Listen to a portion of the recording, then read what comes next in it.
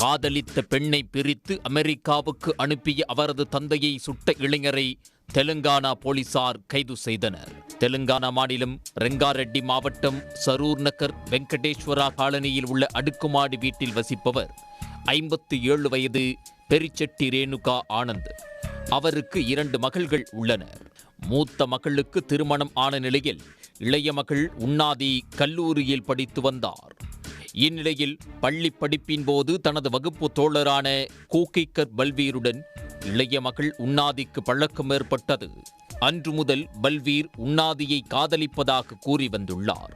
உன்னாதி துண்டிகளில் உள்ள பொறியியல் கல்லூரியில் சேர்ந்ததால் பல்வீரும் அங்கு சேர்ந்தார். அங்கும் பல்வீர் தொடர்ந்து காதலிக்கும்படி தொல்லை கொடுத்து வந்துள்ளார். அது குறித்து உன்னாதி தனது தந்தை ஆனந்திடம் கூறினார். இதையடுத்து பல்வீர் எச்சரிக்கப்பட்டார். தமது மக்களை தொந்தரவு செய்ய வேண்டாம் என ஆனந்த் எச்சரித்தார்.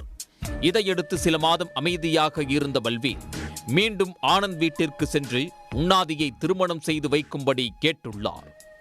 இதையடுத்து அவரது பெற்றோரை வரவழைத்த ஆனந்த் கவுன்சிலிங் செய்து அனுப்பி வைத்தார். இருப்பினும் பல்வீரால் தனது மகள் வாழ்க்கை பாதிக்கும் என ஆனந்த் கருதினார். எனவே இளைய மகளை தனது மூத்த மகள் வசிக்கும் அமெரிக்காவிற்கு அனுப்பி வைத்தார். காதலியை பிரித்ததால் ஆத்திரமடைந்த பல்வீர் ஆனந்தை கொல்ல திட்டம் தீட்டியதாக கூறப்படுகிறது. நேற்று ஞாயிற்றுக்கிழமை மதியம் துப்பாக்கிச் சுடுதல் பயிற்சிக்கு சென்ற பல்வீர் ஏர்கன் மற்றும் ஷாட்கன் துப்பாக்கிகளை எடுத்துச் சென்றவர் திடீரென ஆனந்த் வீட்டுக்கு சென்று அவரிடம் சண்டை போட்டுக் கொண்டே தான் வைத்திருந்த ஏர்கன் மூலம் சுட்டார். இதில் ஆனந்தின் வலது கண்ணில் தோட்டா பாய்ந்து பலத்த காயமடைந்தார். ஆனாலும் பல்வீரின் ஆத்திரம் தீரவில்லை. அவரது காரையும் அடித்து நொறுக்கிவிட்டு பைக்கில் தப்பிவிட்டார். படுகாயமடைந்த ஆனந்தை அந்த பகுதி மக்கள் மீட்டு மருத்துவமனையில் அனுமதித்தனர். அவர் தாக்கப்பட்ட விவகாரம் குறித்து போலீசாருக்கு தகவல் தெரிவித்தனர். ஆனந்த் அளித்த புகாரின் பேரில் சரூர் நகர் இன்ஸ்பெக்டர் சைதி ரெட்டி வழக்கு பதிவு செய்து பல்வீரை கைது செய்தார். அவரிடம் இருந்த துப்பாக்கிகள் மற்றும் செல்போன் ஆகியவற்றை போலீசார் பறிமுதல் செய்தனர்.